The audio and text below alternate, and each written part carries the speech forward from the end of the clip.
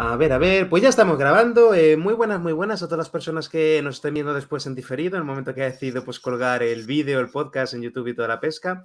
Hoy estoy súper contento porque tenemos aquí a la psicóloga Alba Sotelino. Muy buenas, Alba, un placer tenerte aquí. Hola Luis, ¿qué tal? Qué ilusión, ¿eh? Estar aquí contigo. Pues sí, un placer, que además llevaba tiempo siguiéndote por Instagram y te tenía desde hace tiempo en la lista de, ay, le quiero entrevistar sobre este tema, le quiero entrevistar sobre este tema. Y hoy el tema principal que vamos a hablar, que Alba nos va a contar cositas, es sobre niños con altas capacidades, o bueno, coloquialmente también se les llama superdotados, ¿no? Es también el argot, ¿no? Que suele salir por ahí. Pero cuéntanos antes un poquito sobre ti, ¿vale? Es digamos, tu trayectoria como psicóloga, tu experiencia en el campo, Alba, etcétera, etcétera. Vale, bueno, pues nada, yo me licencié en psicología hace ya unos cuantos años y bueno, desde entonces he estado formándome el trabajo con adultos también. Tengo un experto en terapias contextuales por la Universidad Mm, de Almería y bueno, luego aparte me he estado formando mucho en lo que es la intervención infanto-juvenil. Yo tengo el máster de España de análisis de la conducta aplicado y luego aparte ujú. también me especialicé, bueno, tengo otro experto en el desarrollo e intervención de altas capacidades, ¿no? Y bueno, desarrollo del talento que también se llama. Bueno, yo compagino mi labor prestando servicios en distintas asociaciones con la labor pues, bueno, en el ámbito privado, trabajando con familias, con niños, con adolescentes. Y luego, aparte, ya desde un tiempo para acá, de pura casualidad, pues bueno, me he ido dedicando también un poco a la formación y a la divulgación de la psicología como disciplina científica en distintas redes, en la radio, prestando servicios, ¿no? En distintos cursos de distintas entidades aquí en España, en México y demás. Así que nada, este es un poco Es- el resumen. Estás hasta arriba de proyectos, lo cual es genial, ¿eh? ¿Vale? Es genial, porque yo claro, en los últimos meses sí que he visto tu nombre, pues en un podcast por aquí, en un esto por acá, hostia, pues sí, sí, está bastante activa. Bueno, yendo al lío, Alba, cuéntanos qué significa cuando se etiqueta a un niño niño con altas capacidades. ¿Qué significa realmente eso? Aparte de lo que hayamos visto en películas de niños superdotados que pueden leer la mente o pueden inventar máquinas del tiempo en los dibujos animados, ¿vale?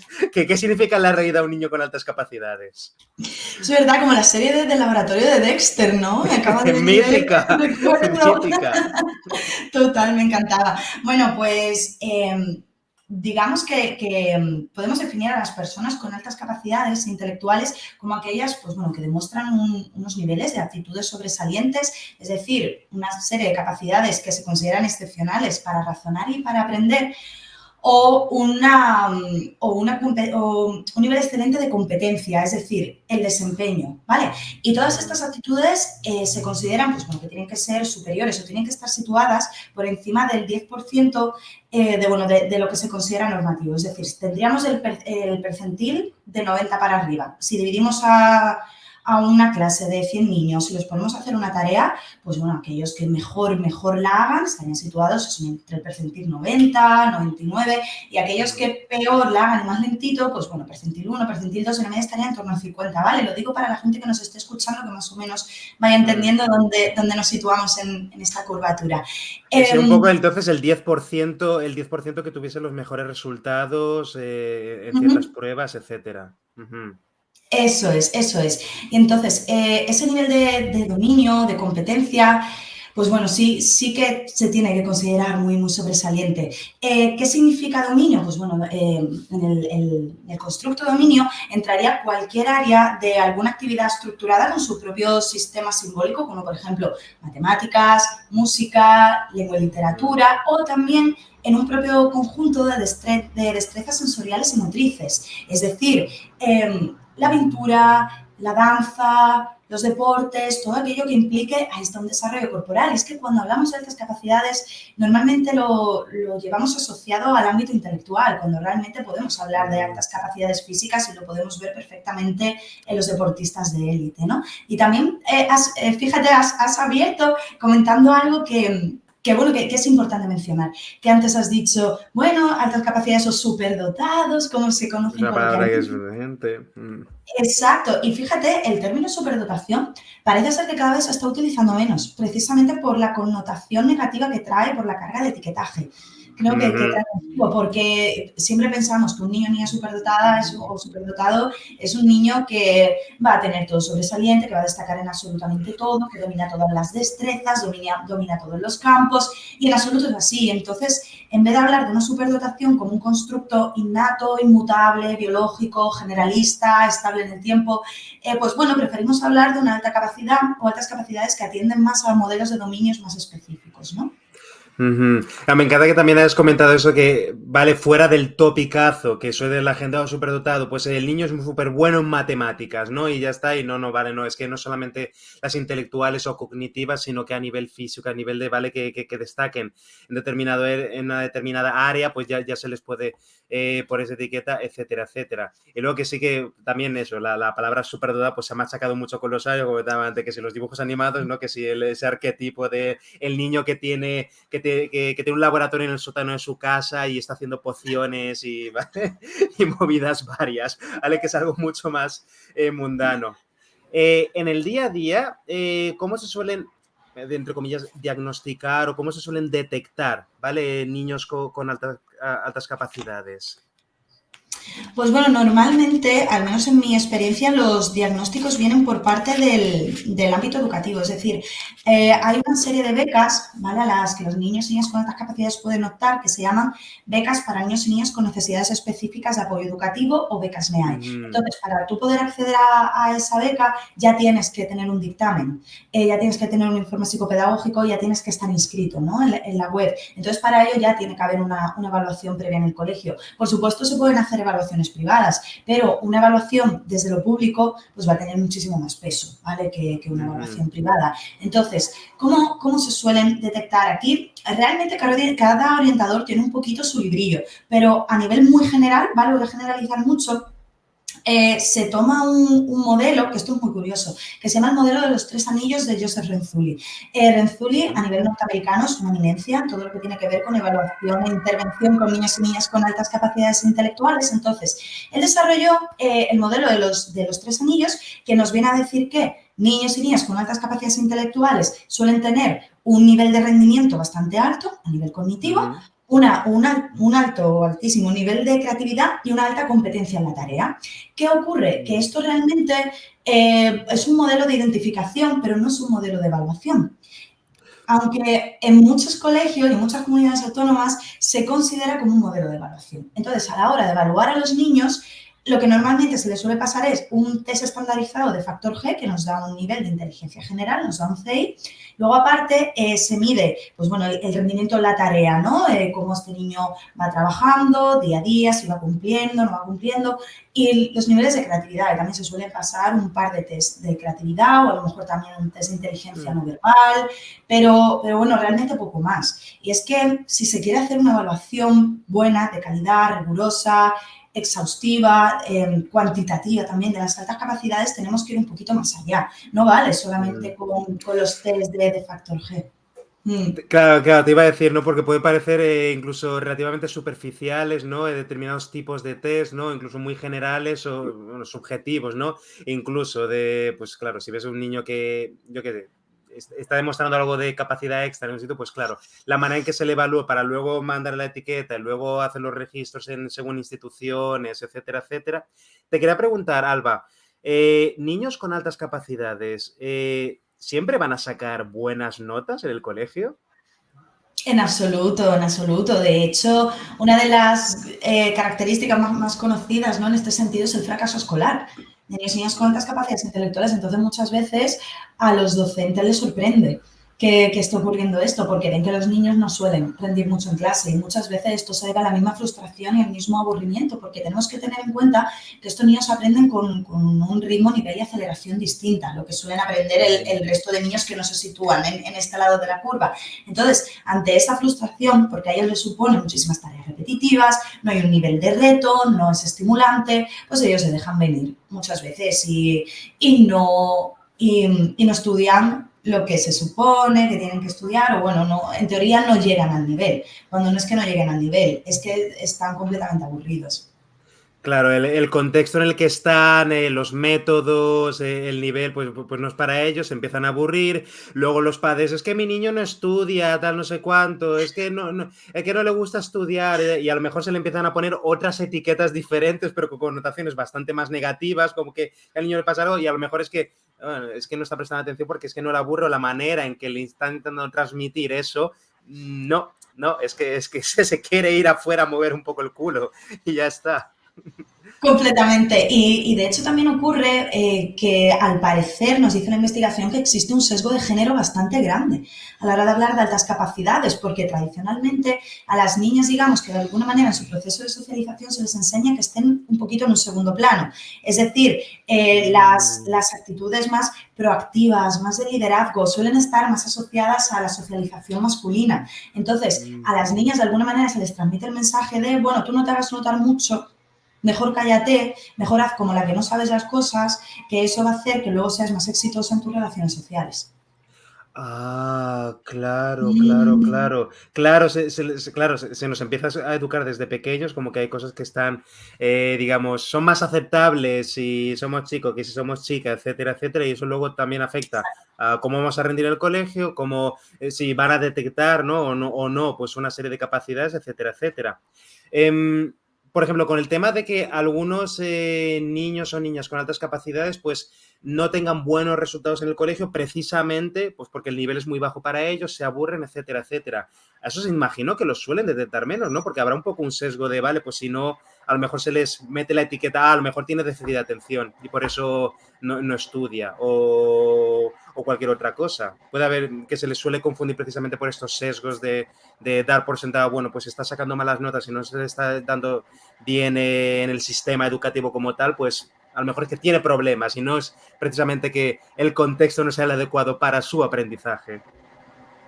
Sí, de hecho hay un fenómeno que ocurre muy habitualmente en todo este ámbito educativo que se llama la doble excepcionalidad y quiere decir que se combina unas altas capacidades con alguna dificultad de aprendizaje. Por ejemplo, Mm, niños que tienen altas capacidades y tienen un diagnóstico de trastorno de déficit de atención con hiperactividad o niños que mm, presentan altas capacidades pero a la vez tienen dislexia, por ejemplo, ¿no? Entonces es muy curioso porque en estos casos muchas veces se presta, claro, muchísima atención a las altas capacidades porque oye, pues se ve, ¿no? Muchísimas veces son los niños los que te piden aprender más y son más inquietos y luego se olvidan de que existe también una dificultad. Entonces, claro, tenemos que intentar adaptarnos a la medida de lo posible a nivel de reto que el mm. niño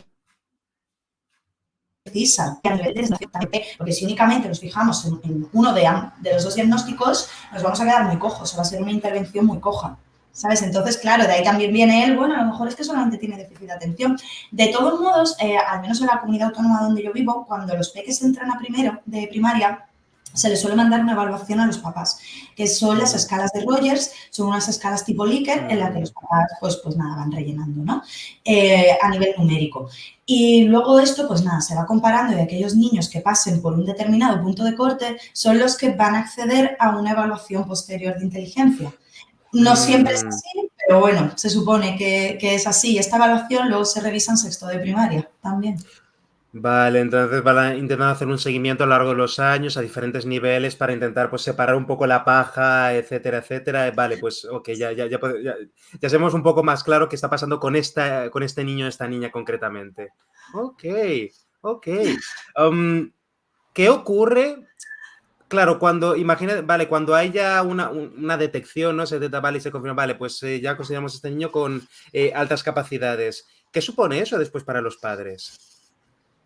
Pues bueno, para los padres muchísima confusión, porque hay padres que, bueno, sí que están más familiarizados, porque a lo mejor alguno de ellos pues también ha contado con un diagnóstico de altas capacidades o de otras personas en la familia, pero normalmente también hay muchísima confusión porque los padres, como no tienen una información adecuada sobre lo que significa tener altas capacidades, pues al final acaban recurriendo pues a estos coloquialismos, ¿no? De los que hemos estado hablando, que es perfectamente normal. Entonces, claro, dicen, joder, pero mi hijo, ¿cómo va a tener altas capacidades si mi hijo es, bueno, en los deportes, por ejemplo? ¿O cómo va a tener altas capacidades si mi hijo no ha cogido un libro en su vida?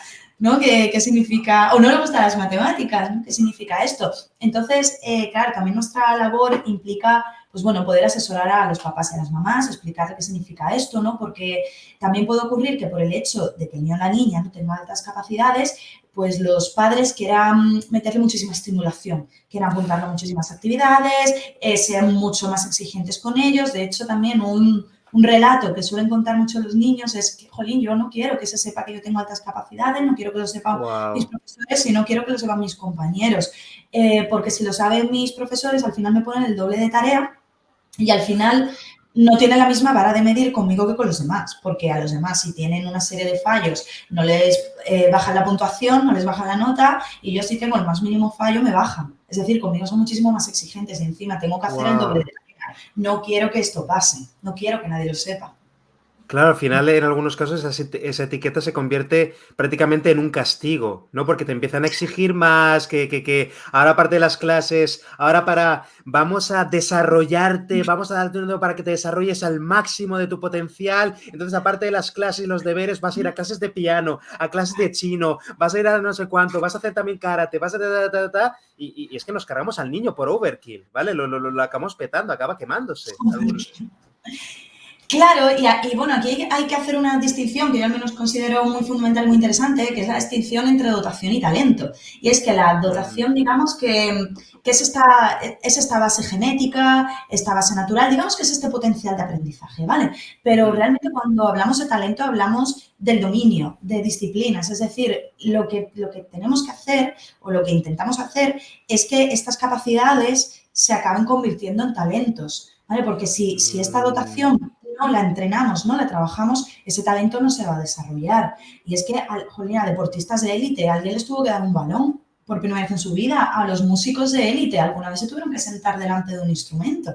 Quiero decir que mm. también el entorno va a ser el responsable de proveer pues lo que necesitamos, ¿no? Un nivel adaptado a nosotros para transformar, pues eso, todas estas capacidades en talentos, pues en pro de un bien mayor, en pro del desarrollo social, ¿no? En pro de la Claro, sociedad. claro. Claro, ¿no? Sí, que el chaval no pueda sacarle el mayor partido a esas capacidades, se pueden exprimir, se pueden aprovechar y eso, como he dicho, que se conviertan en un talento después y que convierta en una ventaja y no solamente en un recuerdo de, bueno, pues yo sacaba malas notas en el colegio tal porque me aburría y ahí se ha quedado, ¿no? Se ha quedado en eso, ¿no? Pues tiene un potencial, pero no tuve a lo mejor la suerte de tener pues un entorno, unos padres que a lo mejor pudieran permitirse económicamente ciertas acciones, ¿no? Muchas cosas, o que me estimulasen, que me diesen libertad para explorar según qué cosas, que tuviesen la suerte de cruzarse a lo mejor con un profesional o con alguien del colegio que pudiese asesorarles correctamente sobre qué hacer, ¿no? Y cuáles serían los siguientes pasos a dar. Por ejemplo, antes has comentado que si becas, que si hay organizaciones, instituciones que hagan un poco de esto, luego también centros privados que también se encargan. Pero claro, también es una lotería, ¿no? También hay muchos niños, imagino, que se quedarán atrás porque pues, no han tenido la suerte de nacer en una familia que a lo mejor contase con los recursos como para sacarle el mayor partido posible a esa oportunidad. Efectivamente, de hecho, vamos, tradicionalmente se ha pensado que los niños y niñas con altas capacidades vienen de estratos sociales más favorecidos, de Mm, familias más pudientes económicamente, y en realidad no es así. La investigación lo que nos dice es que hay niños y niñas con altas capacidades en cualquier tipo de estrato social, en cualquier tipo de comunidad, en cualquier nivel adquisitivo, ¿no? Económicamente, pero claro, es lo que estamos comentando. Tenemos el potencial, tenemos la capacidad, pero luego hay que desarrollarlo. Y es verdad que para mm, desarrollarlo, familias que estén en una clase más alta, pues lo van a tener muchísimo más fácil. Y esto es sí, así. Y nada de claro, sí. meritocracia. O sea, esto es así. Claro, claro, es que también tienes que tener la suerte de estar en el momento indicado, en el lugar indicado, con las personas adecuadas, como te he dicho. Es que necesitas a alguien que te diese un balón y viese, mira, se te da bien el balón, vamos a ver qué sale por aquí. Ajá, Claro, y también, como comentas, se suelen dejar a muchos niños por el camino. A ujú, muchos, a muchísimos. claro, claro. ¿Cómo es trabajar con estos niños en el día a día, Alba? Ay, pues muy divertido. Yo al menos me divierto mucho. Sí, porque, a ver, son niños que participan muy activamente en su proceso de aprendizaje. Cuando algo les gusta, como todos los niños, cuando algo no les gusta, pues no participan tanto, obviamente, ¿no? Mm, Pero bueno, muchos de ellos son niños que es que te piden aprender, te piden hacer cosas nuevas, te piden hacer cosas distintas. Entonces, lo que a mí me gusta sobre todo es ir derivando funciones apetitivas, ¿no? Ir creando este gusto por la curiosidad respecto a distintos temas. Y creo que eso es lo más divertido de todo, ver cómo de repente van empezando a tener la iniciativa de ir buscando ellos en YouTube ciertos vídeos, ir buscando ellos cierta información, ir comprándose ciertos libros y que luego lo vayan contando. Yo creo que ahí es donde está el punto de todo esto, ¿no? Que ellos entiendan que el aprendizaje no tiene por qué ser algo aburrido, no tiene por qué ser algo impuesto y no tiene que ser algo... ¿cómo se dice? Monolítico, ¿no? Sino que el aprendizaje se puede llevar a cabo de unas maneras muy diversas, con muchísimos materiales de tipo audiovisual y muy divertidas. Es que, sin más, tenemos, muchos videojuegos que nos pueden ayudar mucho en los procesos de aprendizaje. A la hora de trabajar astronomía, tenemos el Universe Sandbox. A la hora de trabajar historia, el Assassin's Creed, por ejemplo. Que eso yo me acuerdo, madre mía, yo de adolescente, cuando me compré el Assassin's Creed, mi madre entró en mi habitación y se quedó como, ¿qué es eso? ¿Te vas a cometer un asesino en serie? ¿De qué va esto? Tal, no sé cuánto. Y yo, ¿qué va de historia? Que es una flipada este hombre. Pero una cosa que me gusta mucho de las cosas que compartes por tu cuenta de Instagram, Alba, es cuando vas poniendo...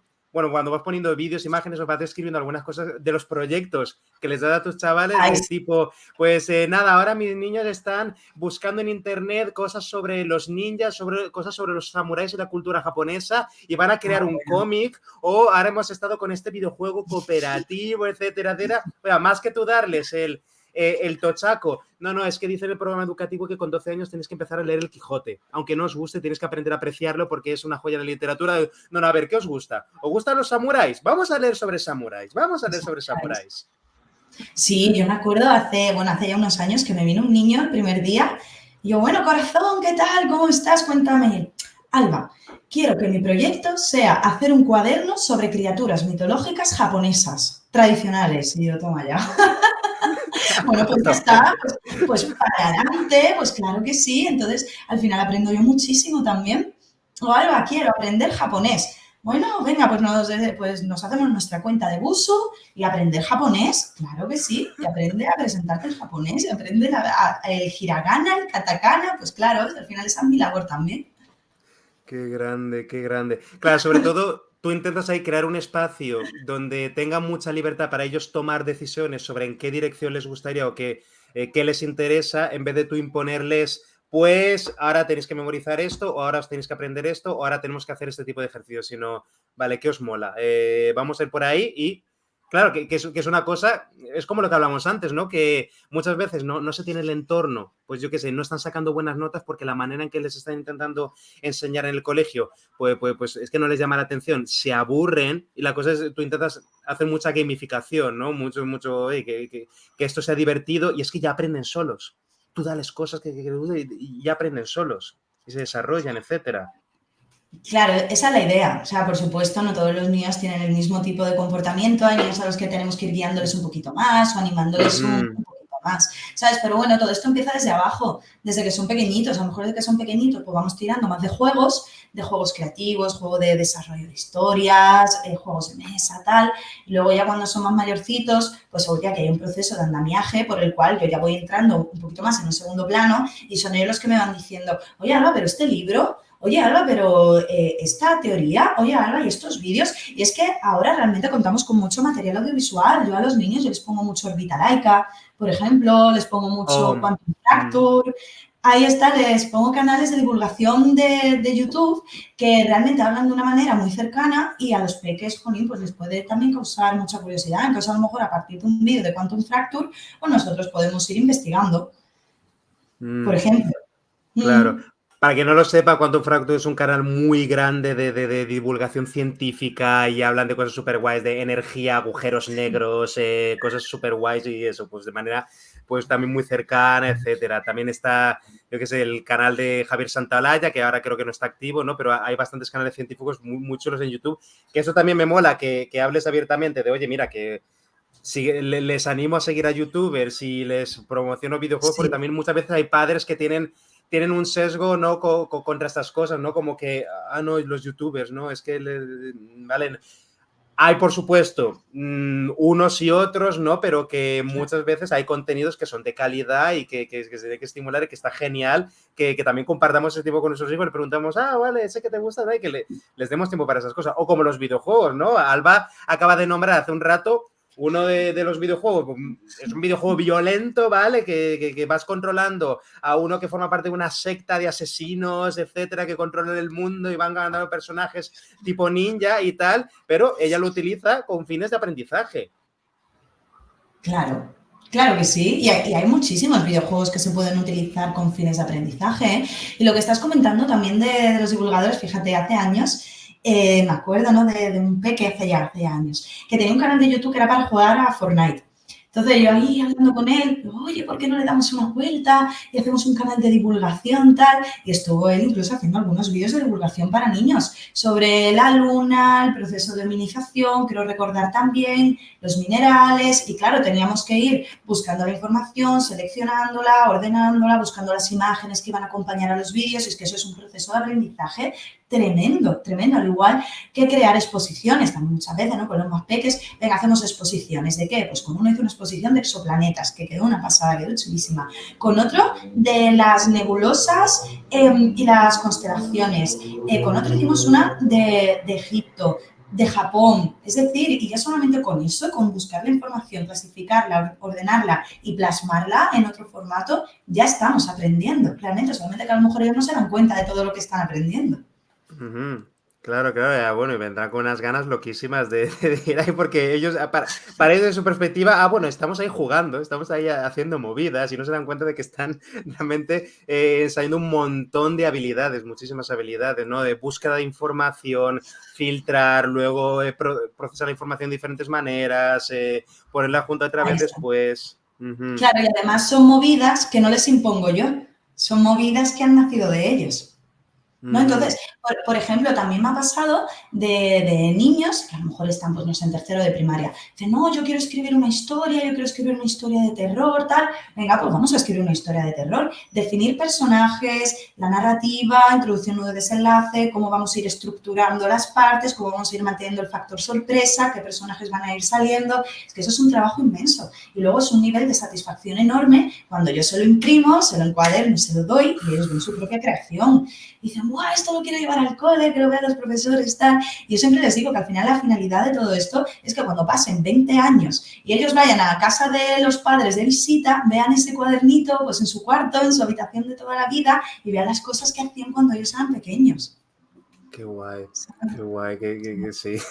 Es que para ponerlas ahí en un pedestal esas cosillas, qué guay. Total. Oye, Alba, ¿y qué recomendaciones o tips les darías a madres y padres de niños con altas capacidades o que estén mostrando, pues eso, ciertas habilidades, etcétera, etcétera?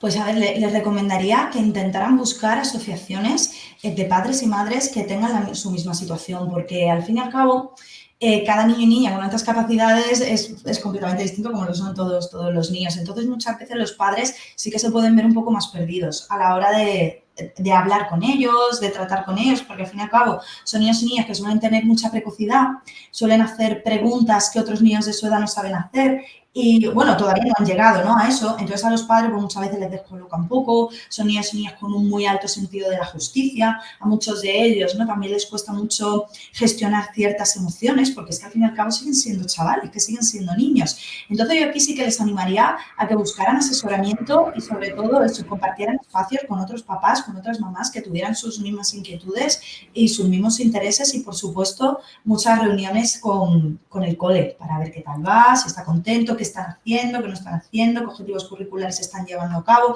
porque bueno, la idea tampoco es sobrecargar a los niños de actividades ni poner unas expectativas en ellos como si fueran los próximos Einstein. No es lo más adecuado, sino bueno, tratándolos con naturalidad, pero en fin, estando atentos, ¿no? A todas estas pequeñas cositas. Me mola también que nombras, claro, pues cómo a veces, pues, porque claro, son niños, ¿no? Y les es difícil también gestionar ciertas emociones. ¿Cuáles dirías que son las frustraciones más comunes, ¿no? Entre estas niñas y niños con los que has trabajado? Pues aquí no sabría decirte, ¿eh? Aquí igual ya voy a generalizar mucho, mucho, mucho. Mm, Pero bueno, aquí hay muchísima responsabilidad con el tema de los estudios también. Y es que nos puede pasar que o bien se dejan los estudios o viene muchísima ansiedad asociada al alto rendimiento. ¿Por qué? Porque es que son niños y niñas que desde muy pequeños están muy acostumbrados a que les digan lo buenos que son académicamente, los exitosos que son. Entonces, si no se trabaja de una manera adecuada con ellos, pueden ser que para estos niños y niñas, en cuanto lleguen a la adolescencia, sea un fracaso sacar menos de un 9. Y claro, para ellos ya es un fracaso personal, no uno académico, es un fracaso personal. ¿Por qué? Porque si mi identidad siempre ha ido de la mano de una nota numérica, en el momento en el que esa nota numérica baja, mi identidad también se puede tambalear como ser individual y como persona. Y luego también, por otro lado, hay veces que tienen mucha dificultad a la hora de encontrar a más chavales que tengan sus mismas inquietudes, sus mismos intereses y que puedan compartir con ellos. Porque, jolín, yo he trabajado con peques también igual hace años que con 8 o 9 años sabían lo que era la nanotecnología, qué aplicaciones tiene la nanotecnología. ¿Tú con qué niño de 8 años hablas de nanotecnología? Por ejemplo, mm. para eso es verdad que puede ser un poco frustrante. Entonces, me lo cuentan a mí, hablan conmigo y luego ya Ah, cuando pues ya sí. somos mayores, ¿no? Y bueno, ya van al instituto, ya amplían un poquito la perspectiva de conocer gente más allá de su clase, ¿no? de su grupo de amigos, que suele ser el grupo de la clase. Bueno, aquí ya empiezan a establecerse ciertas redes, ¿no? Pero normalmente ellos muchas veces se ven un poquito solos a la hora de hablar de los temas que les interesan, porque también los tachan un poco de raritos, de empollones, y Eso te asumen que... quería preguntar. Sí, claro, me parece súper interesante que has nombrado este como mismatch, ¿no? Que también que a veces se sientan como los bichos raros porque les interesan unas cosas que al 90% de chavales que tienen a su alrededor no les interesan. Y claro, no tienen a lo mejor un espacio donde compartir y hablar abiertamente, o si lo intentan, les van a empezar a señalar a fricazo o lo que sea. Claro, y yo intento enseñarles que ser friki, o sea, es un orgullo y a muchísima honra. Claro. De hecho, también hace tiempo, ¿no? Me acuerdo de una chica que decía, no, es que mis compañeros me llaman friki y tal, y tuvimos ahí una charla y ella salió de allí súper empoderada diciendo, es que soy friki y a mí me tienen que respetar, y a mí me tienen que entender. ¡Envidiosos! Claro, y yo por detrás aplaudiendo, reina, reina. ¡Qué grande! ¡Qué grande! Oh, bueno, pues, guau, sí, sí, me parece un tema importantísimo, Alba. Sí, sí, sí, claro. Bueno, la salud mental, ¿no? de los peques, ¿no? Y muchas veces eso, las dificultades que sufren a nivel social a la hora de sentirse aceptado, de sentirse parte, de encontrar un poco su lugar y como pues muchas veces cuando encuentran a lo mejor una asociación donde pueden empezar a compartir tiempo con personas como tú, ¿no? Profesionales como tú que saben del tema, con otros niños que tienen intereses parecidos, ya siendo un poco como en casa, como en casa. Claro, Claro. totalmente. Me estoy acordando de alguna persona concreta yo qué sé, he sido monitor de scouts, ¿no? Y no sé si el chaval me estará viendo, ¿no? Pero que ha estado en campeonatos de matemáticas y movidas y tal, y campeonatos de ajedrez y movidas de estas. Y claro, pues a veces cuando se ponía a hablar de ciertas cosas, pues otros chavales le miraban un poco como raro bueno, pues tal. Pero claro, era un poco como que yo entendía que él haya encontrado su mundo porque sobre todo ahí ha empezado en ese tipo de lugares, ¿no? Ciertos campeonatos, ciertas asociaciones o comunidades. Él ha hecho comunidad, ha encontrado un poco su lugar y ha encontrado otras personas que le caen bien, con las que tiene esos intereses y sobre todo dejar de sentirse un bicho raro de, no, es que pues estoy haciendo amigos, ya me siento parte de esto. Que es también, como tú has dicho, pues muchas veces el desafío cuando están en el colegio. Claro, y aquí se llega a un punto muy interesante, que es que cuando uno se siente un bicho raro, uno siente que hay algo dentro de sí mismo que no va bien. Es decir, es algo intrínseco de la persona y estamos viendo que esto no es nada intrínseco, sino que tiene que ver con el espacio en el que tú te desenvuelves y el ambiente en el que tú te desarrollas. Y que a lo mejor para este chico, que a lo mejor de pequeñito se sentía un bicho raro y sentía que dentro de sí mismo no iba algo bien, jolín, pues ha encontrado su lugar. Eso no significa entonces que sea un bicho raro. Eso significa que entonces había una carencia de recursos a la hora, o sea, para facilitar que este chico creara una serie de redes de apoyo, ¿no? Y encontrara otra serie de amistades. O sea, que al final esto no se trata de algo que va dentro de la persona, sino que se trata de algo muchísimo más contextual y de ver qué oportunidades te ofrece el ambiente en el que tú te desenvuelves. Qué buena, qué buena. Ahora que comentas esto, Alba, me está viendo la cabeza relacionado con lo que comentabas al principio de, bueno, que la gente se centra mucho en altas capacidades cognitivas o intelectuales de cierto tipo y no en a lo mejor danza o física o artes, humanidades, etcétera, etcétera. Me estoy imaginando que a lo mejor cuando llega la hora de terminar el instituto, llega la hora de elegir estudios o grados, ciclos, universidad o según qué temas, que a lo mejor muchos padres y madres tengan un poco el sesgo de, como mi hijo tiene altas capacidades, yo que sé, tiene que hacer física o tiene que hacer una ingeniería. Como haga bellas artes va a ser un desperdicio, o como haga tal carrera y que a lo mejor, claro, están estigmatizando ya, chaval, cuando, pues, de plan, este interés que tienes, no bueno.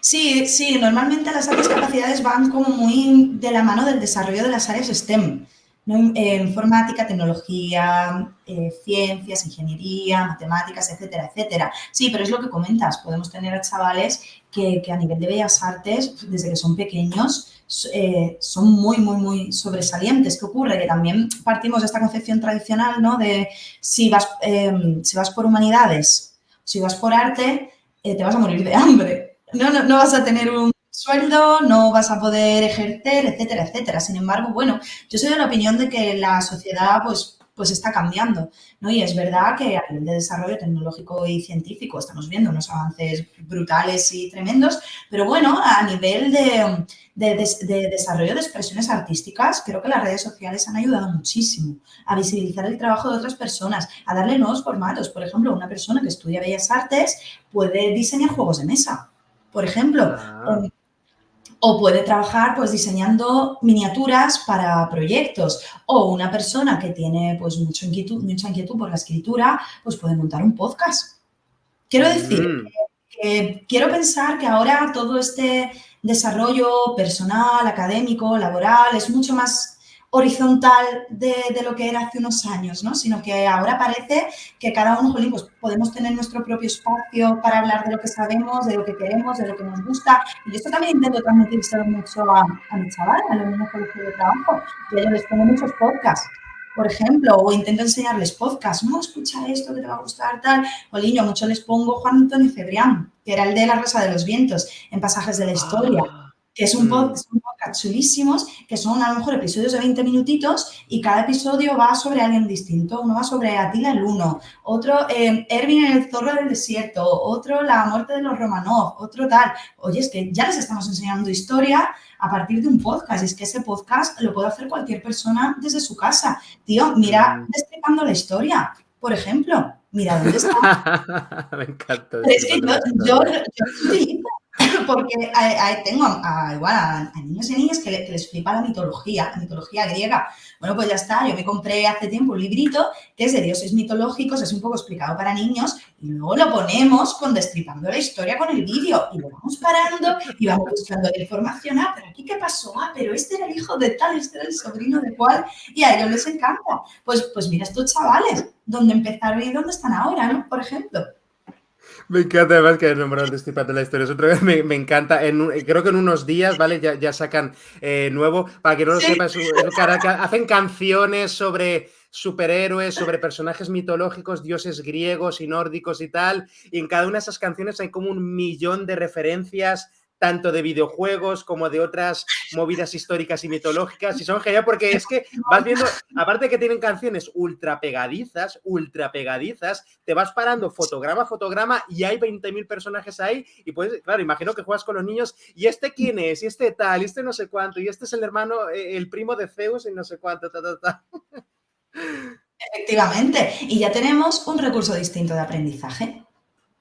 Que es Por ejemplo, divertido, que cada vez ese engagement, ¿vale? Es entretenido y te sirve como una cuña para luego abrir sus intereses en otros temas, etcétera, etcétera, ¿no? Como para, cuando he dicho, pues nada, ahora vamos a explorar los dioses griegos después de haberles, digamos, abierto el apetito con los vídeos estos. sí, ¿y sabes cuál es otro recurso muy guay para aprender mitología e historia? Asterix y Obelix. Hostia, claro, Los claro. cómics de Asterix y Obelix. Se aprende mogollón, mogollón. Ujú. Y a los Claro, niños claro, les claro. encanta, claro. Mm, Por ejemplo, claro. yo te voy diciendo lo que me voy acordando, lo que se me va ocurriendo a No, medida me que vamos encanta. hablando. No, no, me encanta además que hayas dado pues, como recomendaciones, ¿no? Recursos tan específicas. Em, ¿Cómo te gustaría, digamos, cerrar, ¿no? Como concluir. ¿Alguna cosa que se te haya quedado en el tintero te gustaría, pues, como para ir cerrando? Uf, a ver, hay muchísimas cosas que se me han quedado en el tintero, muchísimas, pero bueno, ya lo haremos en otro directo y ya está. No, pero bueno, yo sí que concluiría con que la concepción de las altas capacidades no es algo monolítico, no se basa solamente en un CI, estamos hablando de muchísimas capacidades muy específicas que podemos ir desarrollando, que las capacidades, si no se convierten en talentos, al fin y al cabo se pierden y para eso pues hay que Mm, trabajar, hay que ser persistente y que, bueno, las evaluaciones deben ir más allá, ¿no? De específicamente medir el CI, medir la creatividad, sino que bueno, tenemos que mirar muchas cosas más, que los padres no están solos, que tienen muchas redes de contacto, hay redes de apoyo para cuando ellos se puedan sentir también un poquito confundidos y que desde dentro de los coles, pues bueno, sí que se llevan a cabo medidas de atención a la diversidad y que también van a ujú. ser muy importantes porque no podemos olvidar que estos niños y estas niñas también tienen necesidades educativas especiales. Y es que siempre atribuimos este concepto a aquellos niños y niñas con dificultades en el desarrollo, Ujú. dificultades, ¿no? A la obtención, perdón, a la hora de lograr determinados hitos del desarrollo, y esto no es así. ¿Vale? Estos niños también tienen necesidades de apoyo educativo, por lo cual tenemos que adaptarnos a ellos también. Muy bueno, me encanta como conclusión. Pues nada, muchísimas gracias, Alba, por permitir que te secuestrase durante un ratito. Muchas gracias también a todas las personas que nos han estado viendo, etcétera, etcétera. Ah, sí, la gente, ¿dónde te puede encontrar por internet? Si quieren ponerse en contacto contigo, ver más de tus contenidos, etcétera. Estás muy activa en Instagram, etcétera. ¿Algún sitio más? ¿Una web, un blog, lo que sea? Nada, nada. O sea, yo luego realmente yo no le doy nada de importancia a estas cosas, pero si es que yo creo que no tengo ni LinkedIn, quiero decir. Que nada, con que me escriban por Instagram, ahí estaré, para intentar resolverles cualquier dudita que ellos tengan o bueno, cualquier cosita que pueda aportar. Si aquí estamos para ayudarnos entre todos, al fin y al cabo. Qué bien. Pues nada, pues de nuevo, muchísimas gracias, Alba, y gracias a las personas que nos han estado viendo. Y un abrazo a todos y a cuidarse. Chao, chao, chao.